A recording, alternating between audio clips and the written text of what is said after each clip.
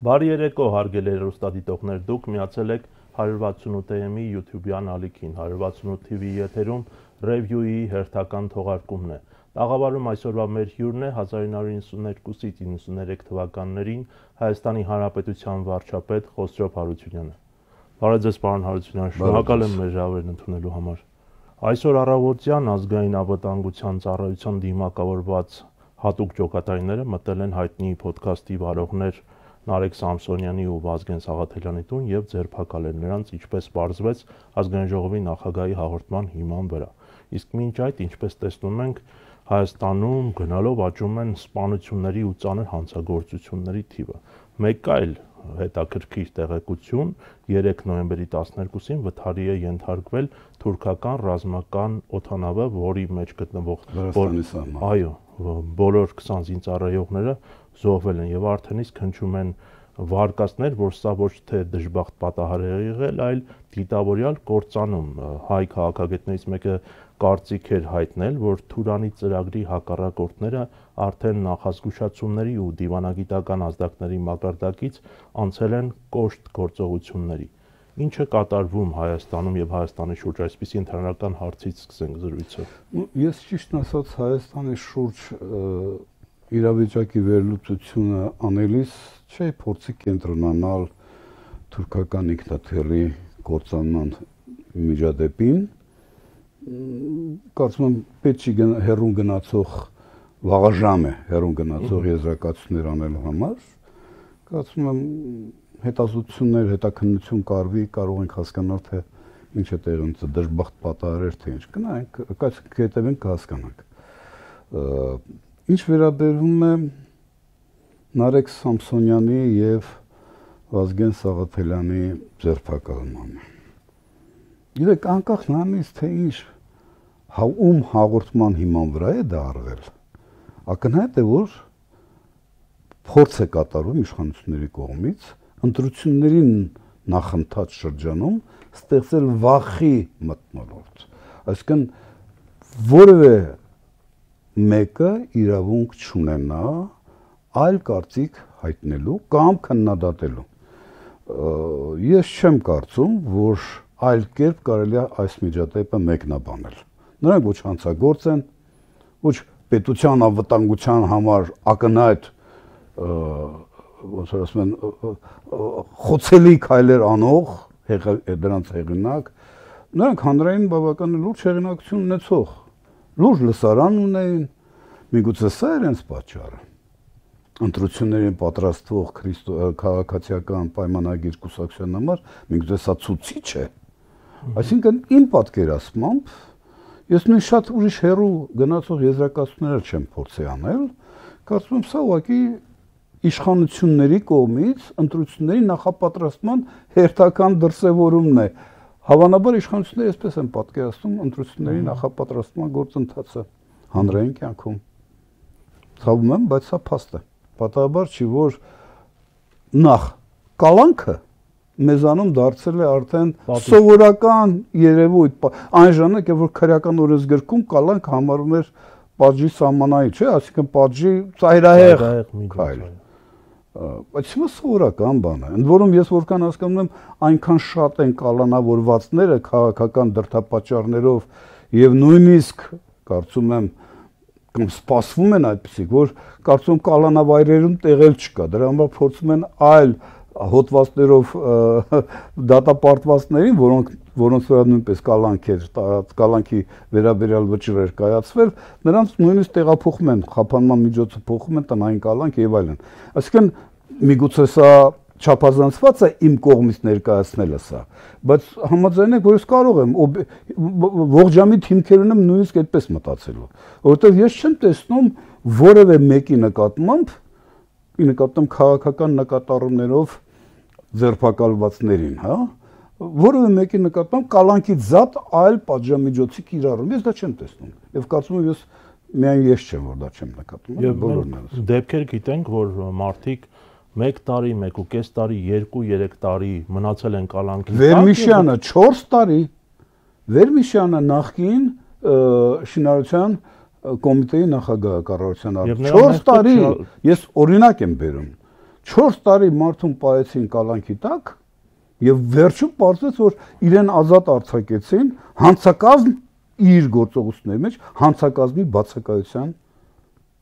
պատճառով։ Սուրեն Մանուկյան ազգային ժողովի նախկին պատգամավոր, Պաշտպանության բանակի նախկին հրամանատար Միքայել Արզումանյանը։ Մենք շատ կարող ենք այդ օրինակներ բերել։ Ես պատահաբար հիշեցի վերմիշեն, որ շատ ցցուն էր մարդը 4 տարի ազատազրկման մեջ է, ու որովհետեւ մեկը նույնիսկ չմտածեց կամ այնքան ծուլ, որ նույնիսկ լավ ինչ անենք, բայց մարդուն ո՞նց պետք է կոմպենսացնենք։ Ինչ որ պետք է մի բանով փոխհատուցել այս մարդու ազատազրկումը։ Բանիմաց մարդուն զրկել եք իր ընտանիքի հետ շփվելու հնարավորությունից։ Միգուցե դա իր ընտանիքի միակ կերակրողն էր, օրինակ։ Իսկ դա շատ քայքայիչ process է իրականում ամբողջ։ Մի խոսքով ես կարծում եմ, որ ինձ թվում է, որ այս կերպ իշխանությունները պատրաստվում են ընտրություններին։ Ես առիթ եմ ունեցել ասելու, որ այն կտրուկ քայլերը, որ իրանք անում են ցանկացած ընդդիմադիրի հետ կապված, խոսում այն մասին, որ շտապում են եւ կարծում եմ իմ պատկերացմամբ ընտրությունները չեն լինի հերթական, լինելու են արտահերթ, երբ չեմ կարող ասել, կարծում եմ նաեւ դա պայմանավորված է նաեւ Ադրբեջանի ղեկավարի վարկագծով, այն հարցադրումներով եւ այն բառամթերքը կամ այն հայտարարությունները կամ որ ինքը անում է այս օրերին, դա խոսում է նույնպես նրա մասին, որ բոլորը շտապում են։ Ես կարծում եմ դա է պատճառը, որ ցանկացած ընդդիմադիրի հետ կապված բավականին խիստ եւ կոշտ վճռական ուժային կառույցների ներգրավմամբ քայլեր են կատարում։ Ես այդ կարծիքին եմ։ Այսինքն Ալիևը հասկանում է, որ Նիկոլ Փաշինյանը կարող է չվերընտրվել, ըստ ձեզ իշխանությունները Ճիշտն ասած, տեսեք, փորձենք բարձրաձայն մտորել, որովհետև շատ դժվար է Ալիևին մեկնաբանել։ Նա մի օր կարող է մի բան ասել, հաջորդ օրը բոլորին այլ բան, բայց հավանաբար օգոստոսի 8-ին Տրամպի մոտ երթվելուց հետո իր ակադեմիայի 80-ամյակին նվիրված միջոցառման իր հայտարարություններն ու արտահայտությունները խոսում են այն մասին, որ եթե ինչ-որ մի պահ կարծեք թե Ալիևը մտածում էր, որ զերծ մնա կոշտ քայլերից, որպեսզի խաղաղության վերաբերյալ Նիկոլ Փաշինյանի վերսիան չփլուզվի, այդ փուչիկը չպայթի, հետո ես սկսել եմ մտածել, որ միգուցե իրենք եկել են այն եզրակացության, որ Նիկոլ Փաշինյանի ընտրվելու կամ իշխանության վերարտադրվելու հնարավորությունները բավականին սահմանափակ են օբյեկտիվ իրողություններից ելնելով, եւ որպեսզի ինքը իր համար հետագայում ստեղծի հնարավորություն, հենք գաղափարական կամ ինչ-որ միջազգային կամ դիվանագիտական հարթակներում ինքը ավելի կոշտ արտահայտություններ է անում։ Օրինակ, երբ որ ինքը ասում է, գիտեք ինչ կա, մենք կարող ենք մտնել, չէ, մենք տանկերով չենք մտնի, կմտնենք մեքենաներով։ Ես օրինակ դա հասկանում եմ որպես սպառնալիք, այսինքն ես շանս ունեմ եւ իրավունք եմ ինձ վերապահում տանկերով մտնել, բայց եթե դուք խելոք պահեք ձեզ, ես մեքենաներով կգամ։ Բոլոր դեպքերում կմտնեմ։ Սա է հարցը։ Բոլոր դեպքերում կմտնեմ։ Մի դեպքում խաղաղ, ինչպես ժպտալով, մյուս դեպքում տանկերով։ Սա սպառնալիք է։ Սա սպառնալիք է եւ կարծում եմ յուրաքանչյուր քիչ թե շատ ողջամիտ բանականության ունակ մարդիկ կարող են այսպես գնահատել եւ պարտավորեն կարծում եմ մեծ այսպես էլ կգնահատեն։ Այսինքն ինձ մոտ հարց է առաջանում, լավ, եթե դու պայմանավորվածություն ես ձեռք բերել, այդուհանդերձ մնալ, ոնց որ ասում են, խաղաղության շակերտներով, խաղաղության շրջանակներում ձեր վարկագծով, հա? Ինչու ես սրում իրավիճակը։ Ինչու ես քո պարտների, իսկ որ Նիկոլ Փաշինյանը Ալիևի պարտներն է, ես կարծում եմ շատ պետք չի հիմնավորել սա։ Պետք չի։ Ալիևին եթե այստեղ կա մեկը քաղաքական գործիչ, պետական, ինչ ուզում եք անունը դրեք,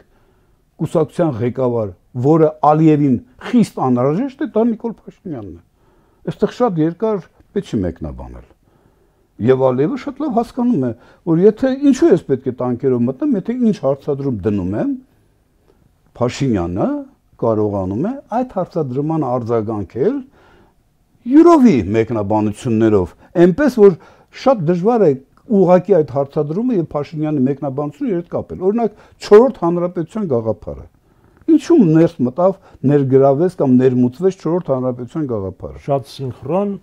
այսպես կոչված։ Ինքը այդ կերպ ասում է, լսեք, քանի որ սա 4-րդ հանրապետություն, նոր հանրապետություն, ապա այդ նոր հանրապետությունը պետք է ունենա իր նոր սահմանադրությունը։ Ահա խնդրեմ, այսինքն Ալիևի սահմանադրության մեր փոփոխություն կատարելու հարցադրումը Նիկոլ Փաշինյանին հաջողվեց, պետք է ըստարժանվում գնահատել նրա ճկունությունը, հրամցնել հանրությանը, ոչ, ես նրան չեմ արձագանքում, այլ մենք օբյեկտիվորեն հայտնվել ենք մի նոր իրավիճակում, որի անունը մենք կարող ենք դնել 4-րդ հանրապետություն, եւ հետաբար եթե դա 4-րդ հանրապետություն է, ապա նա պետք է ունենա իր սահմանադրությունը։ Այսինքն ոչ թե սահմանադրության մեջ եղած գործող սահմանադրության մեջ փոփոխություններ, այլ նոր սահմանադրություն։ Սրանք տարբեր բաներ են։ Հիմա ես կարծում եմ Ալիևը բավականին բավարարված պետք է լինի Փաշինյանի նման արձագանքով։ Թողնենք մի կողմ, գիտեք, 3-րդ հանրապետության կամ 4-րդ հանրապետության իր հիմնավորումները։ Օրինակ,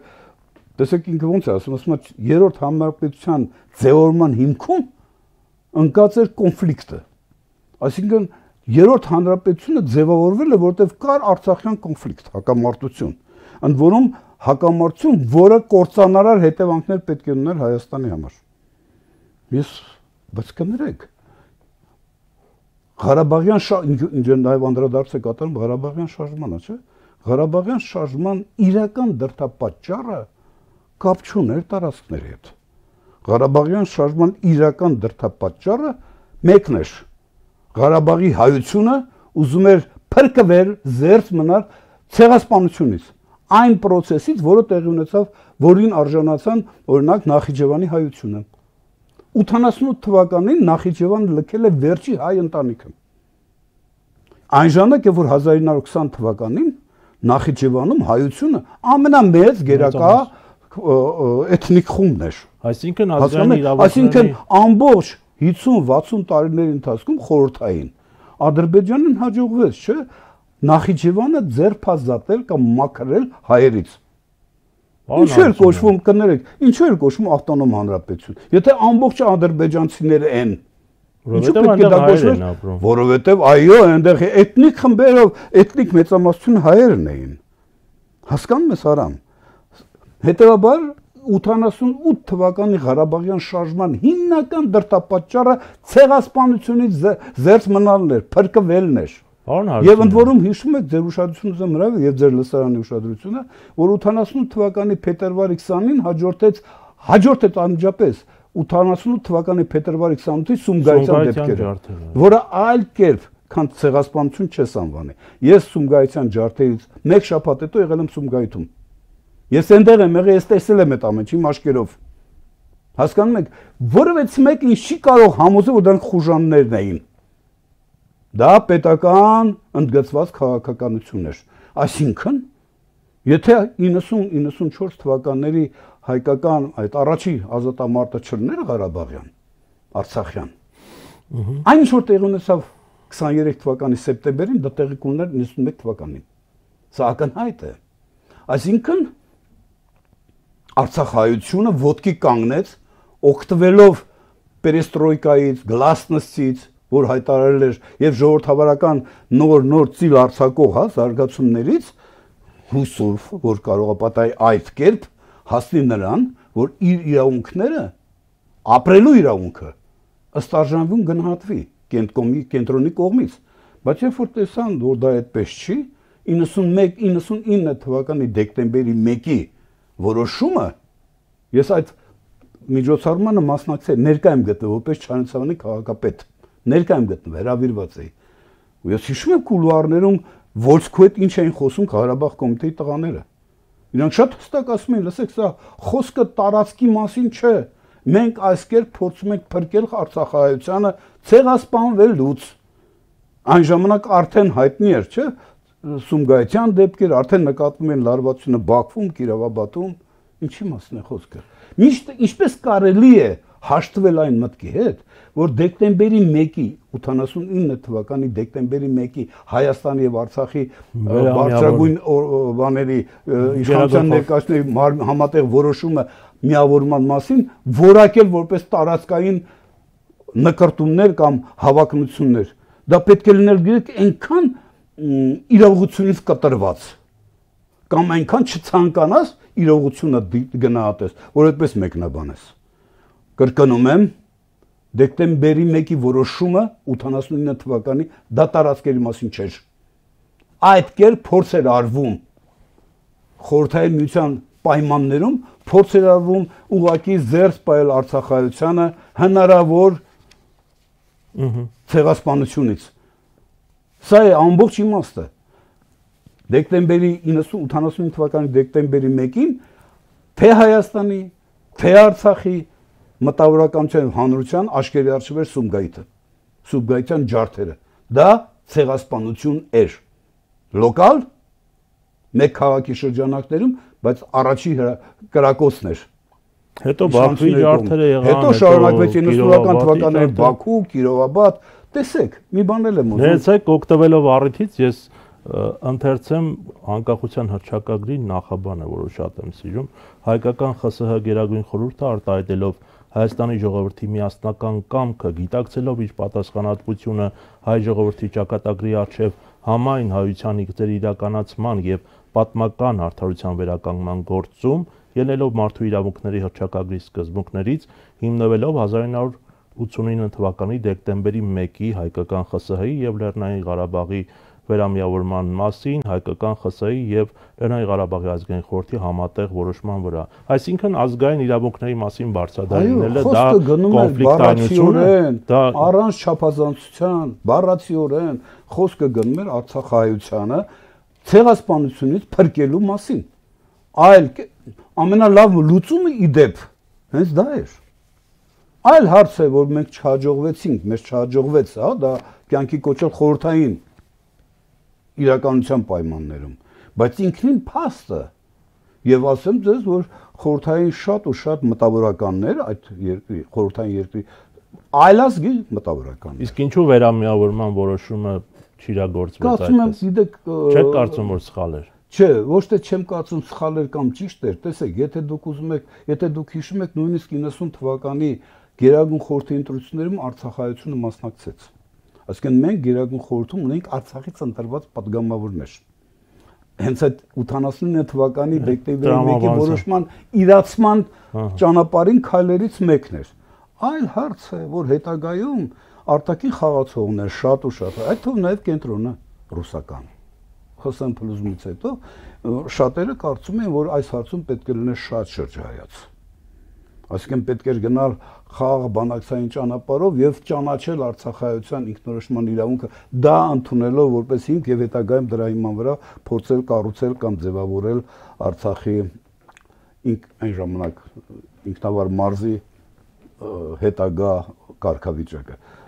Այստեղ դժվար է մեկնաբանել, գիտեք, շատ դժվար է։ Երբեմն ես լսում եմ, օրինակ, ասենք թե քննադատում են Տեր-Պետրոսյանին, թե 94 թվականի մայիսի 12-ի հրադադարի վերաբերյալ որոշումը կայացնելուց հետո ինչու դա չդարձավ կապիտուլյացիայի մասին պայմանագիր։ Գիտեք, ես հասկանում եմ այդ հարցադրման, նման հարցադրում անողների հեղինակներին հասկանում եմ, բայց եւ կարծում եմ, որ Տեր-Պետրոսյանը շատ լավ հասկանում էր մի պարզ բան, որ նման պայմաններում Հայաստան, Ադրբեջան հաշվի առնելով շատ ու շատ աշխարհակական լուրջ գործոններ, անհամեմատ հեռանկարային կլներ բանակցային ճանապարհով խնդրի լուծումը, խաղաղ բանակցային ճանապարհով օգտագործելով միջազգային իրավունքի բոլոր հնարավորությունները, քանց պայմանագրային պարտադրանքը, որովհետև այդ պայմանագրային պարտադրանքը վաղը չեմսորը կարող է ուղղակի շուռ գալ մեր դեմ։ Տես կրկնում եմ, ես ընդհանրապես փորձում եմ մեկնաբանել, վերլուծել, հատկապես հաշվի առնելով այն թեզերը, որ Տեր-Պետրոսյանը դրել էր, նախագահ Տեր-Պետրոսյանը դրել էր իր խաղաղություն թե պատերազմ թափվելու պահ հոդվածում։ Իդեպ ես պետք է ասեմ, որ ես այն քիչ քաղաքական գործիչներից եմ եղել, որը աջակ պաշտպանել է հրապարակավ այդ հոդվածը, որտեղ ես գտնում եմ այդ հոդվածում առաջ քաշվող թեզերը մեծ իմաստով արդարացված էին եւ միտված էին բանակցային գործընթացի ճանապարհով, խաղաղ ընթացքով, ուրեմն Արցախյան խնդիրը լուծելուն։ Թողնենք մի կողմ մնացած զարգացումը, հիմա դες դա մասին չեմ ուզում խոսել, բայց ուզում ասեմ, տեսեք, 89 թվականի դեկտեմբերի 1-ի որոշումը բացառապես պայմանավորված էր Արցախայության ցեղասպանությունից զերծ պահելու, ցեղասպանությունից փրկելու նպատակին։ Դա էր նպատակը։ Այս խնդիրը ներկայացնել, ընդ որում Ալիև որ ասում է, լավ, հասկանում ենք ինչու է դա ասում, բայց որ մեր իշխանություններն են այդ նույն բանը մոտեցումը շարադրում, որ դա ոչ այլ ինչ է, թե ոչ տարածքային հավակնություններ կներեք։ Ամենասարսափելի երազում չէ։ Հասկանում եք, այդպես չի։ Այսինքն դուք շատ պետք է չցանկանաք իրողության հետ հաշտվել, որովհետեւ գնաք այդ ճանապարհով։ Դա միայն չցանկանալու դեպքում է դա հնարավոր։ Չգիտեմ, ես բարձրացնեմ իմ մտքերս թե ոչ, բայց ես այդպես եմ։ Մի քանի օր առաջ նոյեմբերի 9-ն էր եւ լրացավ 44-օրյա պատերազմի 5-րդ տարելիցը եւ կրկին արդիական էին դարձել այն հարցերը, թե հնարավոր էր արդյոք կանխել այդ պատերազմը եւ կարող էր արդյոք այլ ելք լինել եւ Սերժ Սարգսյանը հանդես եկավ հարցազրույցով, խոսեց այն մասին, 2019 թվականին առաջարկ է եղել, որը ներկայ իշխանությունները մերժել են, այսինքն նրանք տարել են դեպի փակուղի, որն էլ բերել է պատերազմի։ Նաև Ռոբերտ Քոչարյանը այդ մասին խոսեց, իսկ Նիկոլ Փաշինյանը խոստացել է մինչև տարվա վերջ սկանանել եւ բանակցային բոլոր փաստաթղթերը հրապարակել։ Ինչ կպարզվի։ Թող հրապարակի, հանրությունը փորձի ողջամիտ առողջ մեկնաբանությունների իման վրա իր վերաբերմունքը ձևակերպել։ Բայց մի բան պարզ է, ակնհայտ է մի բան, որ Նիկոլ Փաշինյանի քաղաքական վարքագիծը քայլերի հաջորդականությունը, երբ որ փորձում ես, նույնիսկ ամենամակերեսային վերլուծությունը խոսում է այն մասին, որ ոնց որ թե ամեն ինչ արվում էր, որպեսզի այդ ռազմական բախումը տեղի ունենա։ Տեսեք, մի օրինակ, 1-2 բարձրաձայն մտորենք։ 80 կներեք, 18 թվականի մայիսի 9-ին, եթե չեմ սխալվում, Ստեփանակերտում իր բանի ժամանակ ասուլիսում իր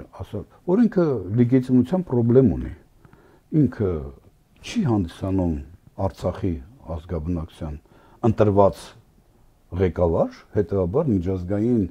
հարթակներում Արցախը ներկայացնելու որևէ իրավասությամբ ինքը օժտված չէ։ Անկեղծ պետք է ասեմ, ես այն միամիտ քաղաքական գործիչներից եմ եղել, որ իմ պոստերով, իմ Facebook-յան գրառումներով փորձել եմ աջակցել այդ թեզը։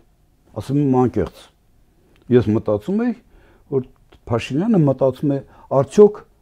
ինքը կօգտվի իր ժողովրդավարի այդ միջազգայինորեն ճանաչելի հեղինակությունից եւ կփորձի բանակցային բուն process ներքաշել, ներգրավել Արցախին։ Ես տենց եմ մտածել։ Հետագայում, երբ որ ինքը 19 թվականին որոշ մեկը շենք իմանում, թե համանախագահողները նրան ամռանը ինչ են առաջարկել։ Դա գաղտնիք էր, ոչ մեկը շենք իմանում, չէ՞։ Համանախագահողներն էլ չէին խոսում։ Հետագայում, որ 19 թվականին ինքը հայտարարեց, ես այդ ժամանակ Ղարաբաղում էի։ Երբ որ հայտարարեց Արցախը Հայաստանն է եւ վերջ, ես ապշեցի, որովհետեւ սա նշանակում է, այո, Հայաստանն համար արցախյան հակամարտությունը տարածքային վեճ է Ադրբեջանի հետ։ Նա սա ասեց։ Այսինքն ժողովրդի ինքնորոշման իրավունքից Արցախայությանը ցեղասպանություն փրկելու մեր տարիների բոլոր նախկին իշխանությունների Տեր-Պետրոսյանի, Քոչարյանի եւ Սերժ Սարգսյանի քաղաքականությունը միանգամից մեկ արտահայտությամբ ջուրն ընկավ։ Եվ դա շատ իրենց սпасել չտվեց։ Ալիևը ի պատասխան դրան Վալդայի այդ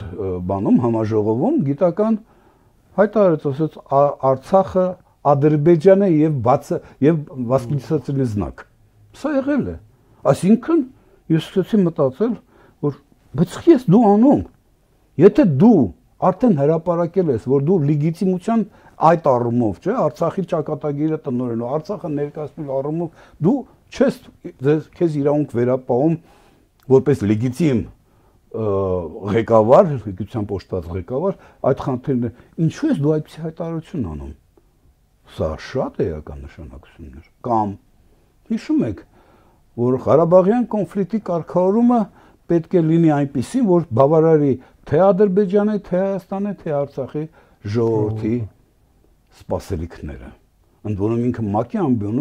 ամբիոնից հայտարարեց, ես միակ առաջի ղեկավարն եմ, որ այդպիսի բաներ եմ ասում։ Թեպետ շատ պարզ է, չէ՞, որ ինչպիսի լուծում պետք է լիներ, դա կարող էր եւ բոլորին բավարարել եւ կարող էր միաժամանակ ոչ մեկին չբավարարել այնպես, ինչպես իրենք էին սպասում։ Բայց լավ, եթե դու գտնում ես, որ Ղարաբաղյան կոնֆլիկտի կարգավորումը իր բանաձևով այնպեսին պետք է որ 3 սուբյեկտների ժողովուրդներին բավարարի, բա 22 թվականի հոկտեմբերի 6-ին ոչ ներկայացնում ես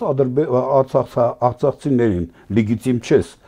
ոչ էլ այդ քո առաջարկը Արցախը Ադրբեջանը եւ վերջ։ Դու ո՞նց ես հիմնավորում։ Դա էր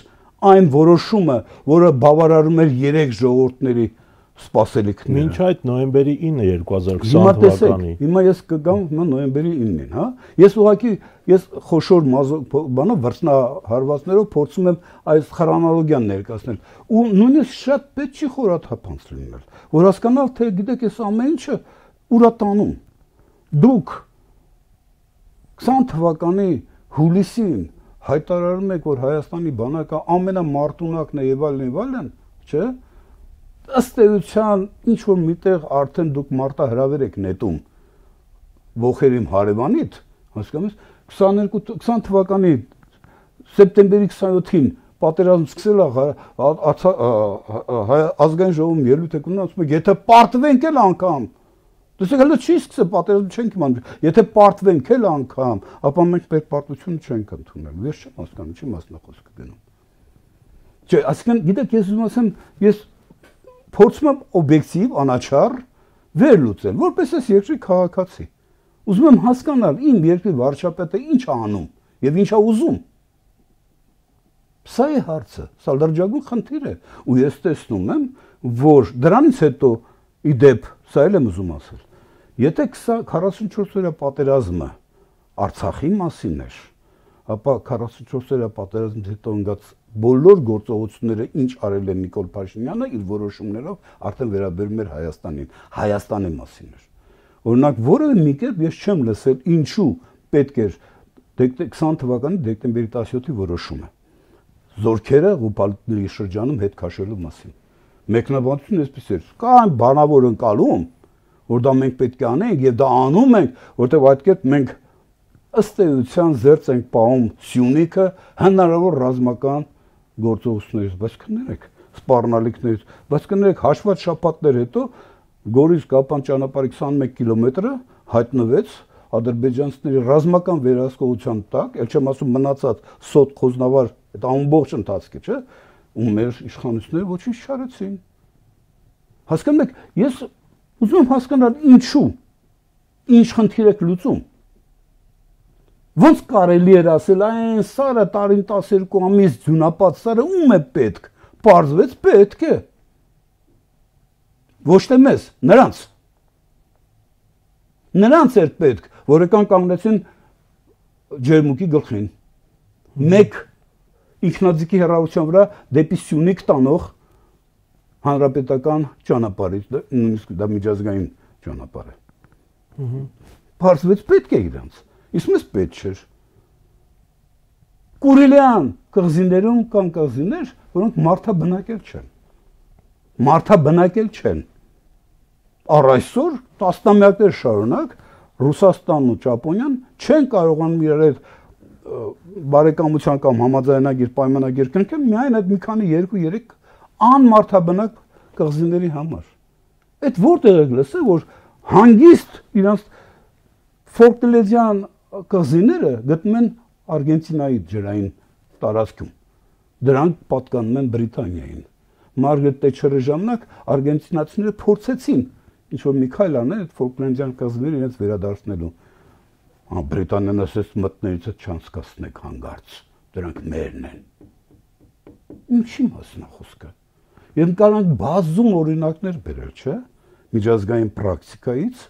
որտեղ ցանկացած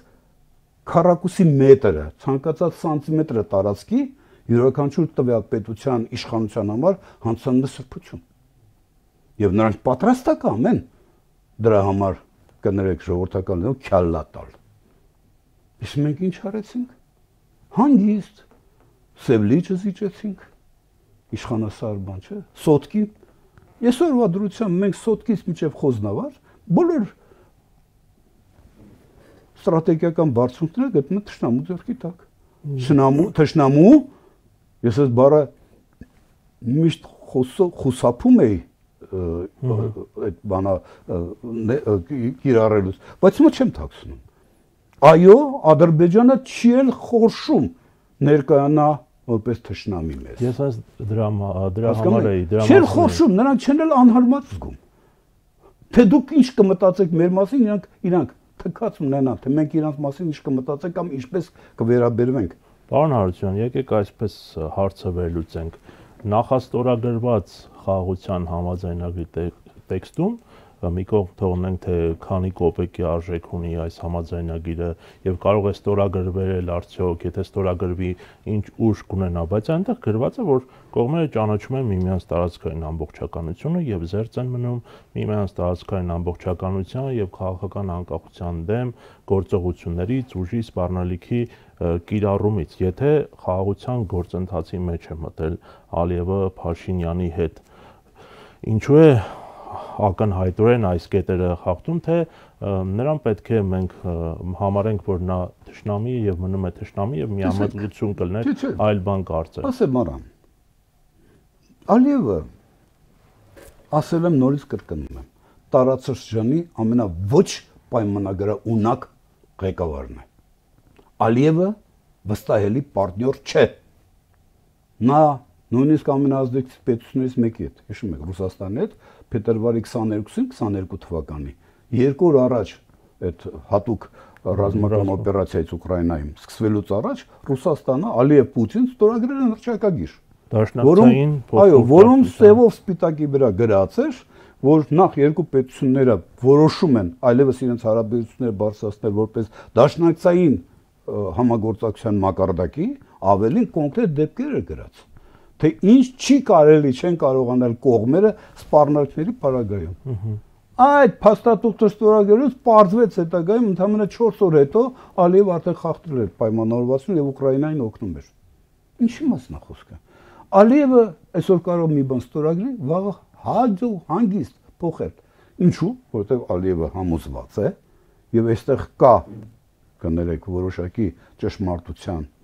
չափաբաժին, որ ինքը տարածաշրջանի ամենաանհրաժեշտ միջազգային ազդեցիկ խաղացողների համար եւ ամենաուժեղ խաղացողն է։ Լիդերն է։ Հիմա տեսեք, եթե հետևում եք մամուլին կամ ովքեր հետևում են լրահոսին, այլևս շատերն են խոսում, որ Իսրայել-Իրան ռազմական բախումը վերսկսելու մեծ հավանականություն ունի։ Ու սպասում են, ասենք, այդ Գազայի շուրջ ենթադրենք ինչ ընդհանուր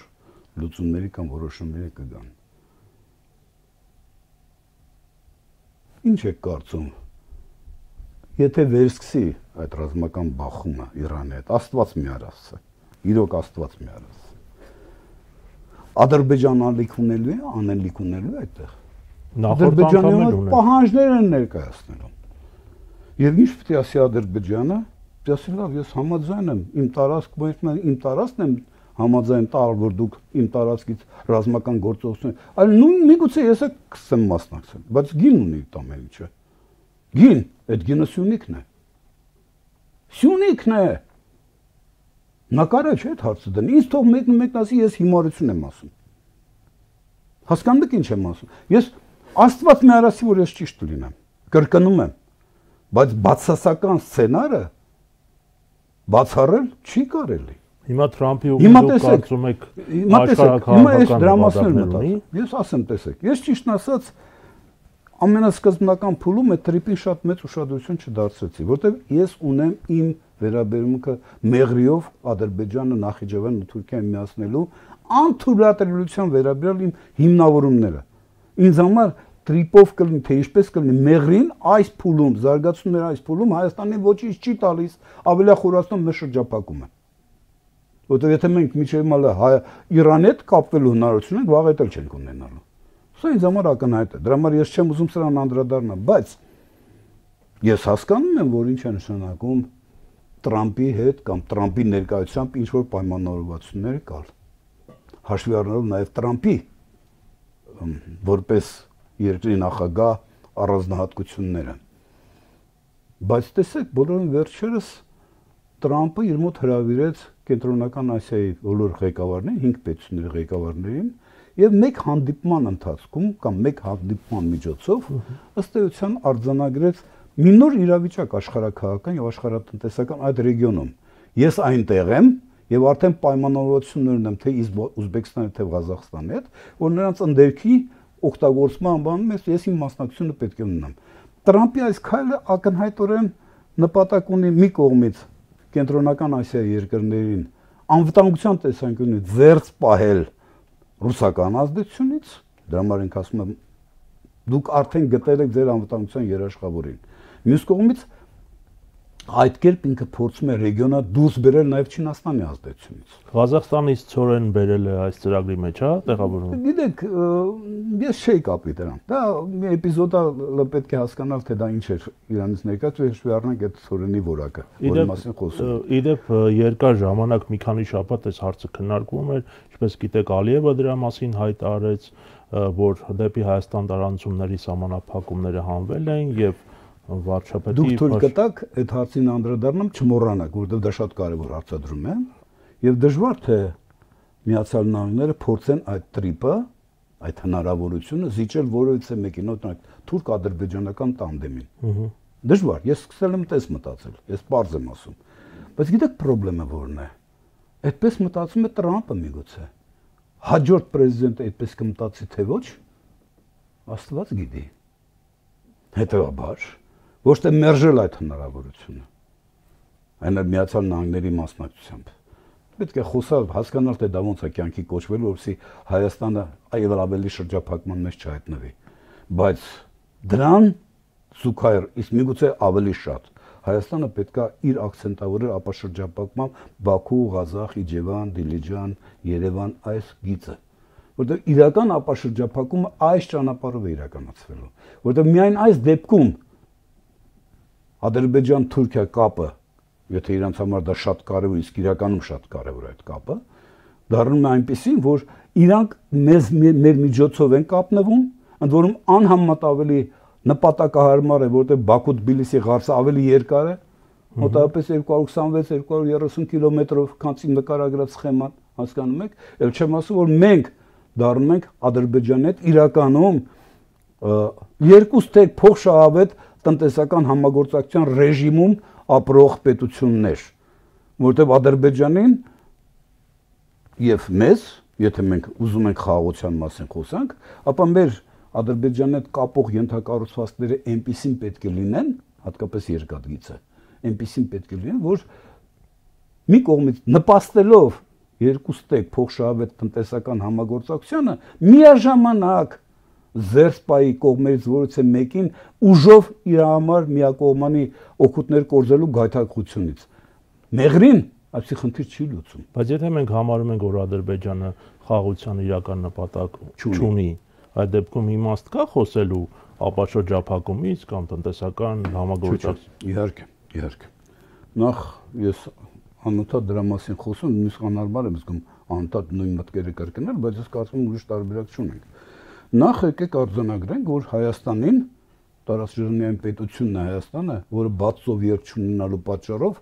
իր զարգացման հնարավորությունները միշտ արամ պայմանավորված լինելու հարևանների քաղաքական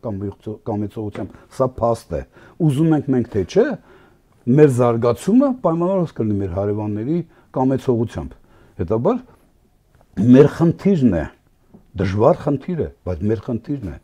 Ես կարծում եմ Հայաստանի Հանրապետության բոլոր ժամանակների կառավարությունները այդ խնդիրը պետք է անընդհատ լուծեն։ Մեր խնդիրն է մեր հարևանների հետ, այդ թվում նաև ողերիմ հարևանների հետ, ձևորել այնպիսի իրավաքաղաքական փոխհարաբերությունների այնպիսի իրավաքաղաքական համակարգային մոտեցումներ կամ լուծումներ, որոնք մեր զարգացումը, եթե նրանց շահերից չբխի, գոնե նրանց մտահոգություն չառաջացնի։ Դրա համար այդ ապաշրջափակումը մեզ էլ է պետք։ Ապաշրջափակումը իմ նկարագրած վերսիայով դա նշանակում է ըստ էության նպաստել նաև կայունությանը, հետաբար վստահության մթնոլորտի ձևավորմանը, հետաբար ապագայում նաև խաղաղության հաստատմանը, անշրջելի խաղաղության հասկանում եք, հաստատմանը, որը շատ կարևոր է ոչ միայն Հայաստանի ու Ադրբեջանի համար, այլև ողջ տարածաշրջանի համար։ Ղազախստանից ծորեն ներկրելը շատ թմկահարվեց, հիմա տեսեք, հիմա ես հարց եմ տալիս։ Բայց պարզվեց, որ այդ ծորենը 4-րդ կարգի անասնակեր է։ Մի պահ թողնենք ծորենի որակը։ Դրա մեջ ինչ-որ քաղաքական ակնարկ տեսնում եք։ Դրան էլ կանդրադառնամ հիմա ես։ Մի պահ թողնենք դա։ Ամենակարևորը խաղաղությունը բաց, եկեք, դռները բացեք, խաղաղությունը մտավ, եկավ, տեսեք, հասել է այսա, բոլորից դռնոցեցում է խաղաղությունը։ Ես հարց եմ տալիս, ինչու, որովհետև Ալիևը որոշում կայացրեց իր տարածքով, թեպետ Վրաստանով, հա, իր տարածքով ինչ որ բեռնապ ծորեն բաց թողնել։ Հիմա ես հարց եմ տալիս, Ալիևի այդ որոշման վրա հայաստանյան կողմը որևէ ազդեցություն ունեցել է։ Այսինքն մենք բանակցում էինք Ալիևի հետ երկար ժամանակ, Ալիևի որոշումը իմ ձեզ համար եղել է նույնչափ անակնկալ, որքան Փաշինյանի համար։ Այդ հարցը որ Փաշինյանը դրան արձագանքելու համար ասեց, դրան ի պատասխան մենք պատրաստ ենք վանից Մարգարայից ինչ որ ավտոճանապարհ հիշում եք այդ հայտարարությունը Գորիսով բանով Ադրբեջան դուրս գալ, որը ոչ մի դեր, բայց ես ուրիշ կերպ եմ հարց տալիս։ Դա Ալիևի բացառիկ կամքի դրսևորում էր, չէ՞։ Ես նոր քիչ ասում եմ, որ Ալիևը ոչ պայմանագրունակ, ոչ վստահելի պարտներ է։ Հիմա հարց. եթե դա իրականում խաղաղությամբ է պայմանավորված, այսինքն դրա տակ կա իրավական, քաղաքական լուրջ հենք, վաղը չեմիսորը Ալիևը դադարեցրեց, որոշում կայացրեց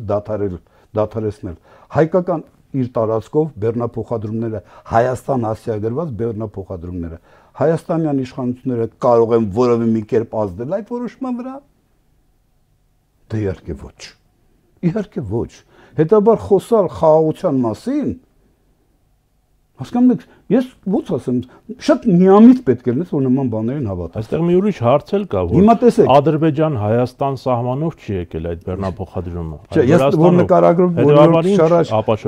Չէ, ենթադրենք, լինեք, տեսեք, ես նույնիսկ փորձում եմ այդ վերապահումների ձեռք մնալ, որտեղ իրական ճանապարհ պետք է լիներ Բաքու, Ղազախ, Իջևան, Դիլիջան այդ ճանապարհը։ Սա ամենակարճ ճանապարհն է, հասկանում եք։ Բայց թողնենք այնտեղ Հաղարցունի մոտ մի հատ սող կա եղել,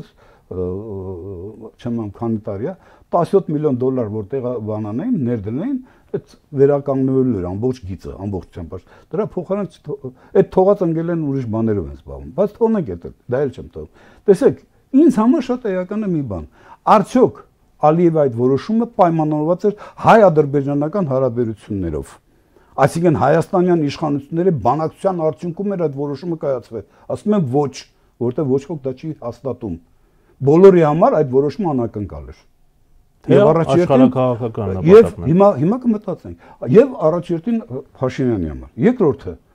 Ալիևը վաղը մերժեց, որոշեց կասեցնել այդ իր տարածքով Հայաստան հասցեագրված բեռնափոխադրումները։ Չեղարկել այդ որոշումը։ Հայաստանը որևէ մի կերպ կարող է դրա վրա ազդել։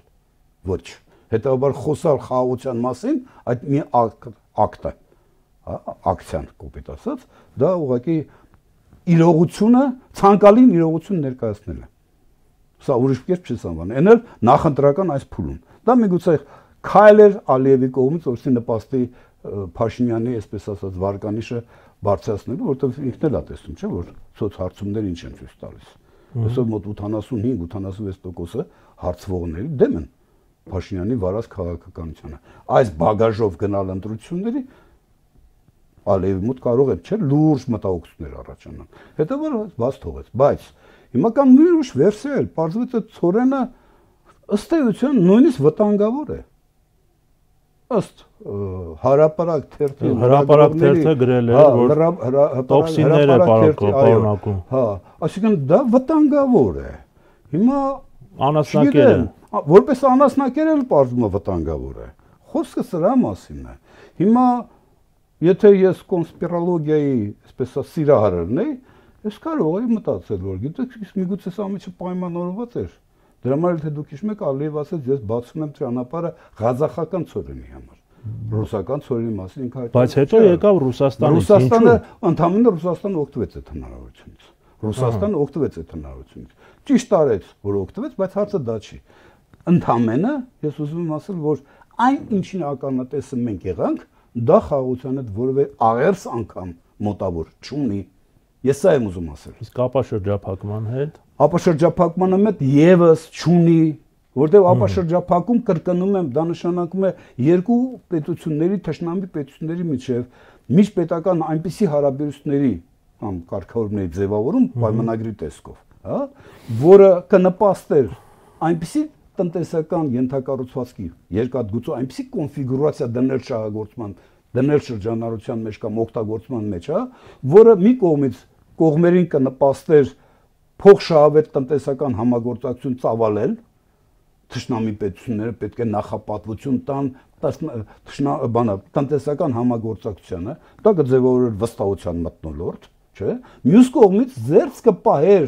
որևէ մեկին կողմերից ուժ կիրառելու ճանապարհով միակողմանի օգուտներ կորզելու գայթակղությունից։ Մեղրին այդ հնարավորություն չի տալիս։ Վրաստանով, Ադրբեջանով, Վրաստանով ներմուծումը այդ հնարավորությունը չի տալիս, այդ խնդրի պատասխանը չէ դա։ Հասկանում եք, նոյեմբերի 9-ի, Արամ, նոյեմբերի 9-ի երրակողմ հայտարարությունը դա հրադադարի մասին էր։ Երրակողմ հայտարարությունը հրադադարի մասն էր։ Եթե այդ երրակողմ հայտարարության բոլոր կետերը, կողմերը բոլորը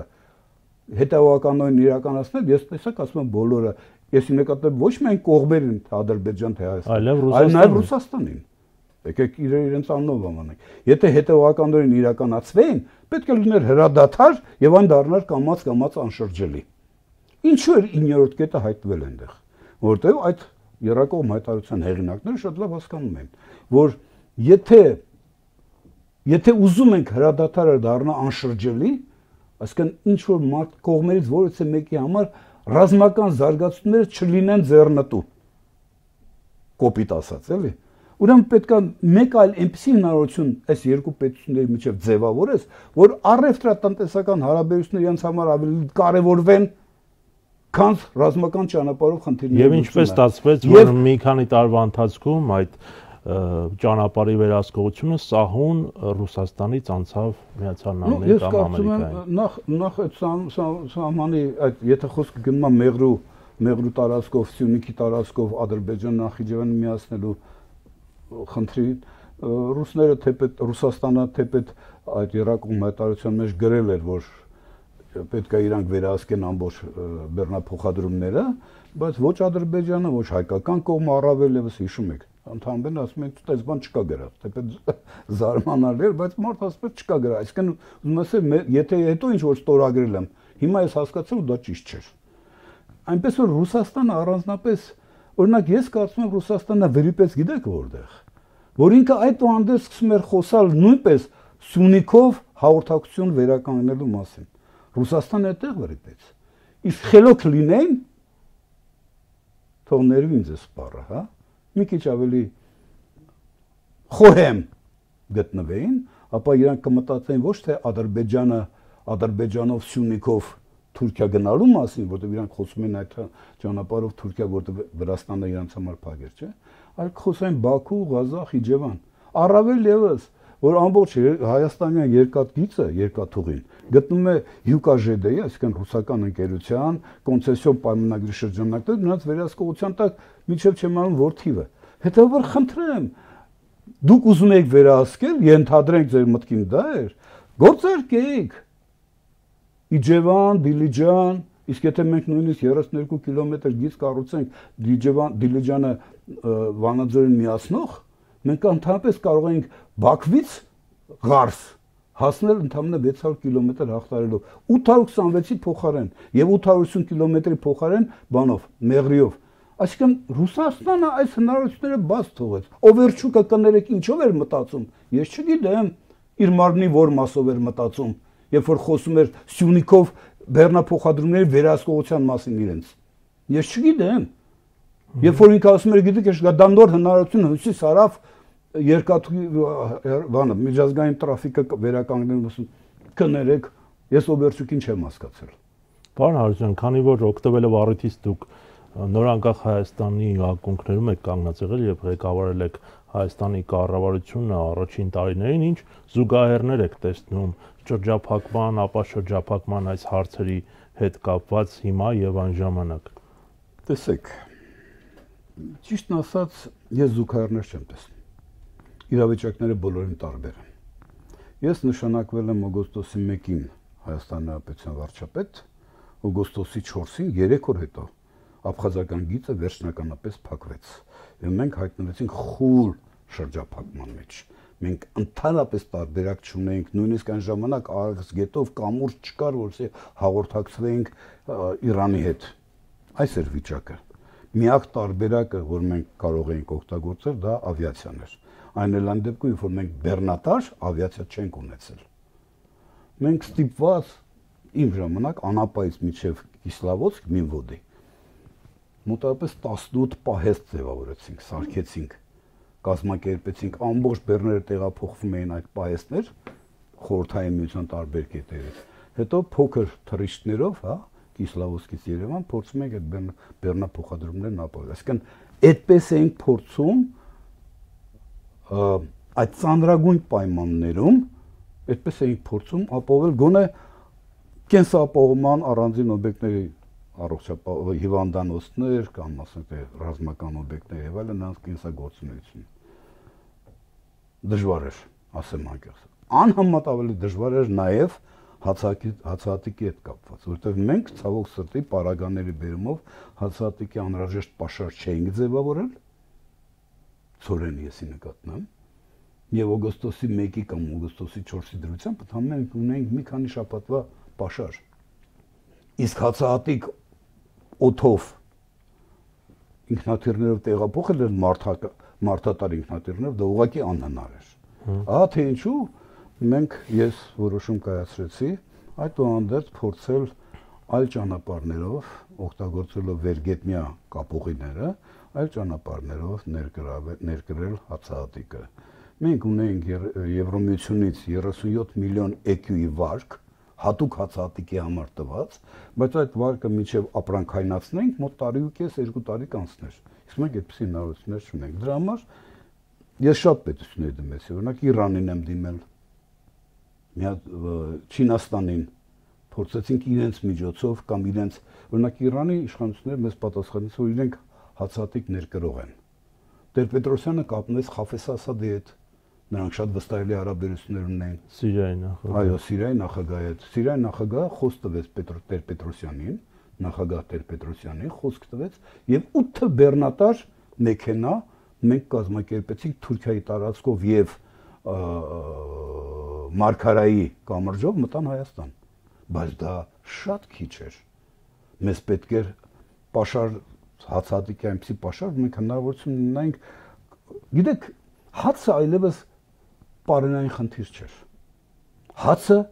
մեր պետության անկախության ցուցանիշ էր։ Արդյոք նորանկախ Հայաստանը ունակ է իր ժողովրդին այդ պայմաններում ապահովել հացի անհրաժեշտ պաշարով։ Սա էր խնդիրը, սա քաղաքական խնդիր էր։ Իսկ հիմա ինձ համար գոնե կներեք միտքս ավարտեմ։ Դրա համար ես ինչ արեցի, փորձեցի դուրս գալ, հաջողվեց կապնվել Սուլեյման Դեմիրելի հետ, Թուրքիայի վարչապետի հետ, այո։ Եվ պայմանավորեցինք, ասում ենք առաջարկում ենք ձեզ 37 միլիոն EQ վարկի կառավարումը, այսինքն զիջում ենք վարկի կառավարումը ձեզ, հա, փոխարեն դուք տվեք մեզ հաց, ծորեն։ Այդպես էլ եղավ։ Եվ նոյեմբերի 3-ից Ղարս Ախուրյան հատվածով առաջի թուրքական ծորենը մտավ Հայաստան, որից հետո արդեն մենք տալոնային համակարգի միջոցով, իդեպ որը գործեց մինչև 94 թվականի դեկտեմբերի 31-ը ներառյալ տալոնային համակարգի միջոցով մենք կարողացանք եղած հացի պաշարներ շատ արդյունավետ եւ արդարացի հասարակության մեջ բախշել։ Սա եղել իրականություն, այսինքն այսօրվա պայմանները մենք այն ժամանակ ոչ մեկին չենք կարող ոչ կարող ենք Վրաստանին առաջարկենք կամ պահանջենք, որպեսզի ինքը իր գծերը բացեր, երկաթգիծը, ոչ Ադրբեջանը, որը 92 թվականի ապրիլի 10-ից փակեց գծերը իր հաղորդակցության հնարավորությունները։ Այսինքն այսօր մենք այդ խնդրի առջև չենք։ Մենք բոլորին այլ խնդրի առջև ենք։ Մենք խոսում ենք տարածաշրջանում խաղաղությունը ապահովելու, երաշխավորելու, ընդ որում Հայաստան-Ադրբեջան փոխհարաբերությունների ուրեմն կանոնակարգման ճանապարհով խոսում ենք տարածաշրջանը կայունության փուլ կամ խաղաղ զարգացման փուլ մտցնելու մասին։ Այն ժամանակ այդպես խնդիրներ չկար։ Այսօր անհամատաբելի հեշտ է, հավատացնում եմ ձեզ,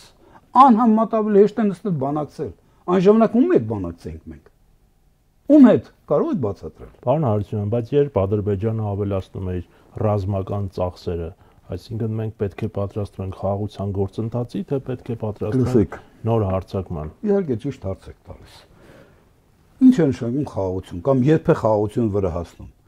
Խաղաղությունը վրա կհասնի ոչ թե նրա համար կամ այն պահին, երբ որ գիտեք, ես սկսեցի ձեզ հասկանալ, որ դուք պետք է խաղաղության նայեք որպես երեխա, որին պետք է կերակրել, կատ տալ, չեման գուրգուրել, պայպայել, խաղաղությունը այդպես չի հաստատվում։ Այն էլ Ադրբեջանի պես ողերիմ թշնամու կամ ողերիմ հարևանի պարագայում։ Խաղաղությունը հաստատվում մի դեպքում քո ողերիմ հարևանին չպետք է ձեռնտու լինի ռազմական ճանապարհով խնդիր լուծելը։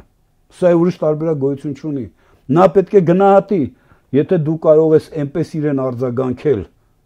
նրա ռազմական նախաձեռնություններին, որ իր կորուստները կարող է անհամատաբելի մեծ լինել, քան ինքը սպասում էր, եւ կամ կորուստներն ավելի շատ կարող են լինել, քան այն ձեռքբեր, որ ինքը կունենա, այդ ժամանակ խաղաղություն կլինի։ Այսինքն խաղաղություն նշանակում է կողմից որևէ մեկին ձեռնտու չի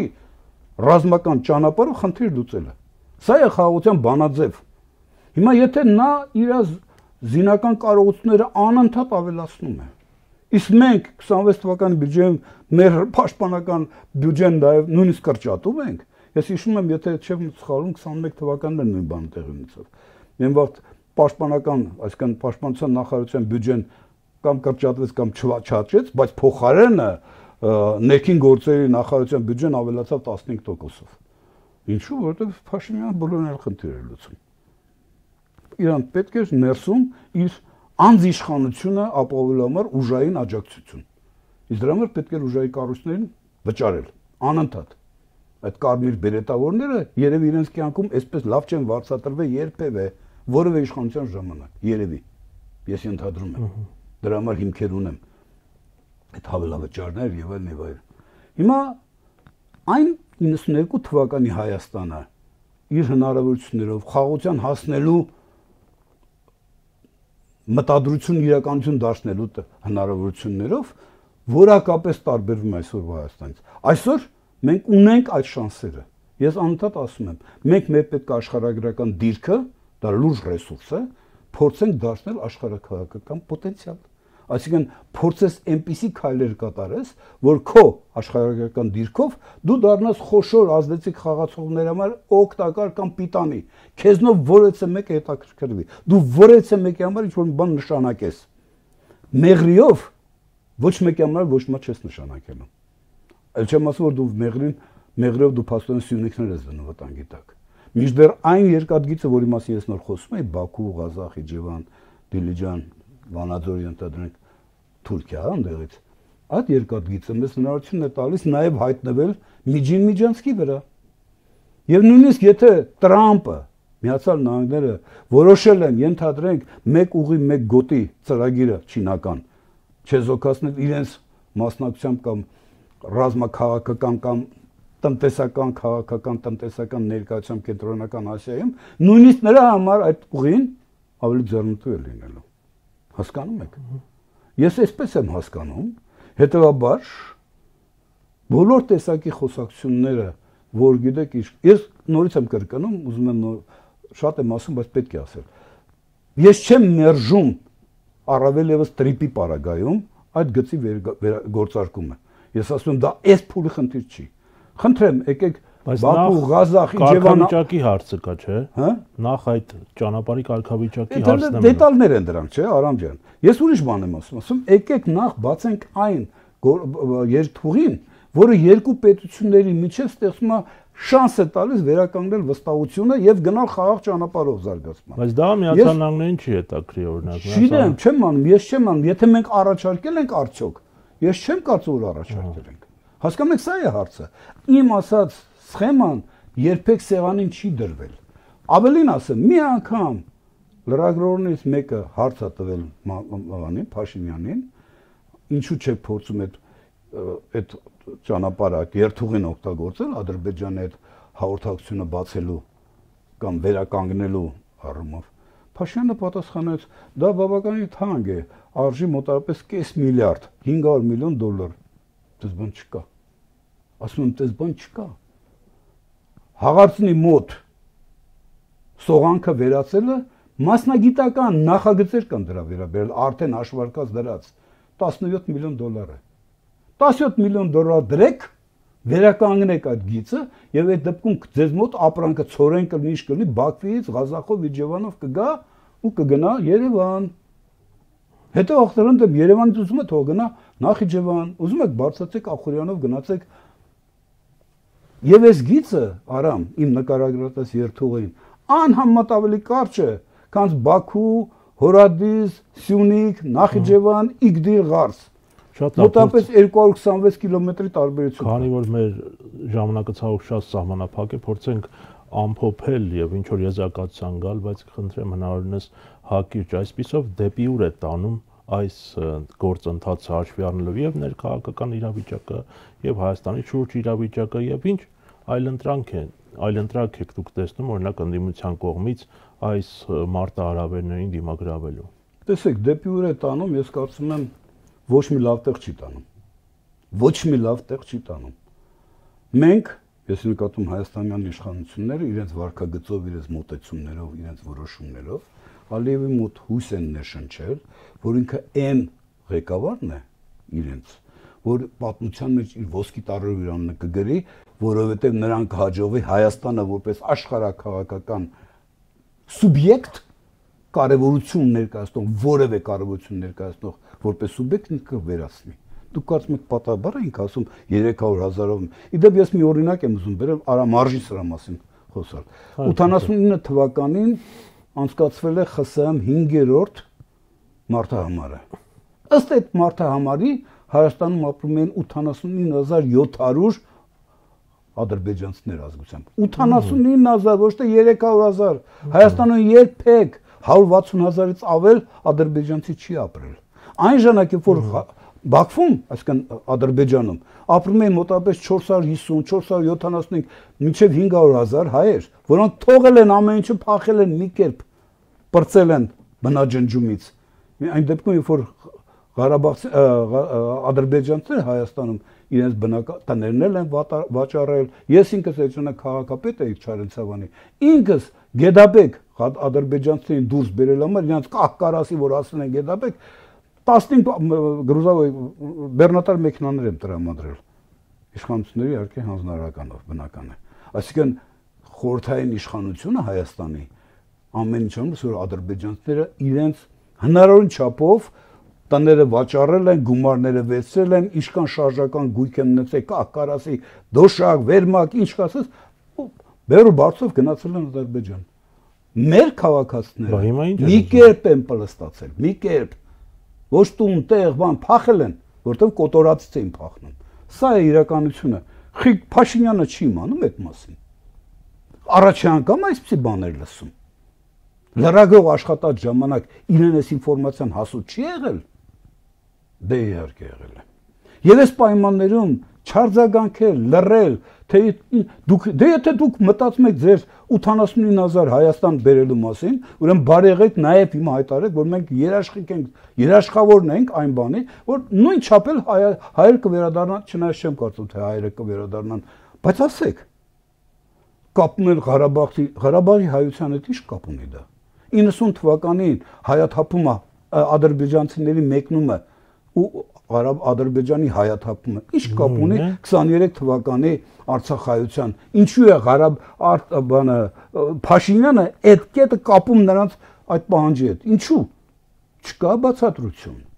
որևէ մի բացատրություն չկա, լավ, այսօրվա ենթադրենք ակտիվ քաղաքական դիրքորոշումից երիտասարդությունը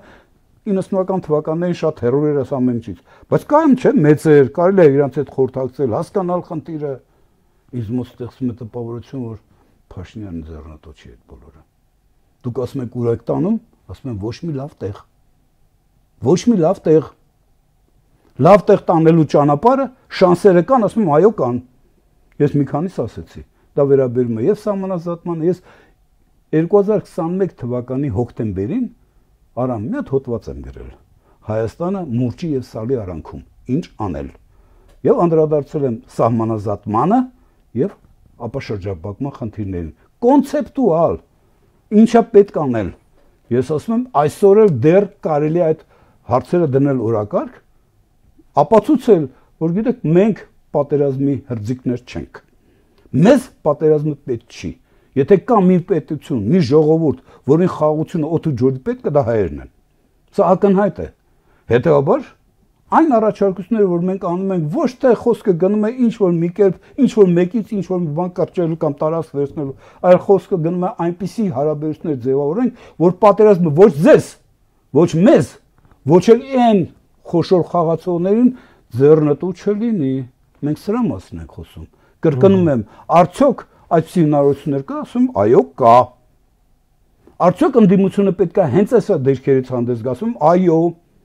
Եվ հիմա պետք է ընդդիմություն դա ասի։ Հիմա ոչ թե նախընտրական 1 ամսվա ընթացքում, այլ հիմա, որտեղ սրանք ծրագրային խնդիրներ են, որոնք պետք է ցանկացած քաղաքացու սեփականություն դառնան այս գաղափարները։ Եվ վերջի թեզը։ Մեծ իմաստով այսօր գործող ընդդիմության քաղաքական օպոնենտը Նիկոլ Փաշինյանը չի։ Մեր ընդդիմության խնդիրը նրան հովանավորող ազդեցիկ խաղացողներն են։ Այդ խաղացողները Ֆրանսիաները, Գերմանիաները, չմնում Անգլիաները, Ռուսաստանները, Միացյալ Նահանգները, նրանք պետք է համոզվեն, որ ընդդիմությունը ոչ թե գալիս է նոր պատերազմ բերելու, ինչպես Ալիևն է փորձում ներկայացնել ռևանշի, այլ գալիս է ստեղծի այնպիսի քաղաքական միջպետական հարաբերություն, այնպիսի համակարգ, որը խաղաղությունը կդառնա անշրջելի բոլորիս համար, եւ բոլորը կշահեն, եթե մենք ազնվենք մեր հարաբերություններում։ Եթե մենք ազնվորեն ենք,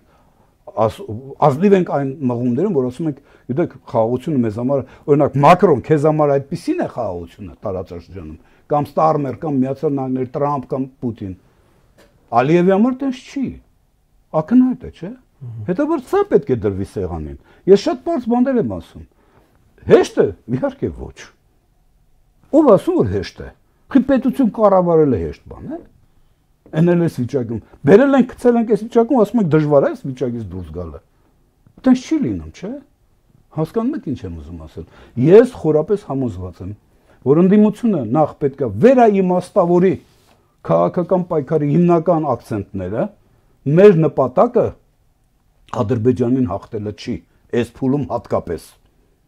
Մեր նպատակը այնպիսի քաղաքականություն վարենք, որ խաղաղությունը բոլորիս համար, այդ թվում նաև Ադրբեջանի համար դառնա անշրջելի, որտեղ միայն այդ դեպքում մենք հնարավորություն կունենանք ոտքի կանգնել աշճանաբար։ Դա նշանակում է հիմնական խնդիրը արտաքին կործանարած սպառնալիքները չեզոքացնելն է։ Դու պետք է քայլեր կատարես, առաջարկես մի քայլ, այնպիսի քայլեր, որոնք հիմնական խաղացողների մոտ, ազդեցիկ խաղացողների մոտ չառաջացնեն, գիտես տպավորություն, որ շուստրություն ես անում, այլ հասկանան, որ բայց այս մարդը ճիշտ է ասում։ Եթե մենք ուզում ենք խաղաղություն, պարոն Ալիև, եթե դու էլ ես խոսում խաղաղության մասին, չէ՞ որ դու միշտ դրա մասին ես խոսում, ապա սա է լուծումը։ Այսինքն սա պետք է լինի ընդդիմության անելիք, որտեղ Փաշինյանը դա չի անելու։ Արդեն ակնհայտ է։ Սա ակնհայտ է։ Դրա համար ես ասում եմ, որ ընդդիմությունը քայլեր ունի անելու, պարտավորություններ ունի անելու։ Կան մտքեր, կան կոնցեպտուալ մոտեցումներ, որոնք պետք է հրամցրել հանրությանը։ Հասարակությունը պետք է հասկանա ինչ է նշանակում տրիպը, ինչ է նշանակում Սյունիքով ճանապարհը եւ ինչ է նշանակում այն ճանապարհը, որի մասին ես ասում եմ, հասկանում եք։ Սա պետք է ներկայացվի։ Բանական մարդիկ իսկույն հասկանում են։ Սա է խնդիրը։ Ես կարծում եմ մենք այլընտրանք չունենք։ Այսպես, եթե ոչ մի բան չփոխվի, դուք հարցրեցիք ուրանք տամ, ես նորից կրկնում եմ, ոչ մի տեղ։ Ես չեմ տեսնում ապագան։ Շնորհակալ եմ հետաքրքրության համար, պարոն Հարությունյան։ Հարգելի հեռուստադիտողներ, հիշեցնեմ, մենք զրուցում ենք 1992-ից 93 թվականներին Հայաստանի Հանրապետության վարչապետ Խոսրով Հարությունյանի հետ։ Կհանդիպենք վաղը, ցտեսություն։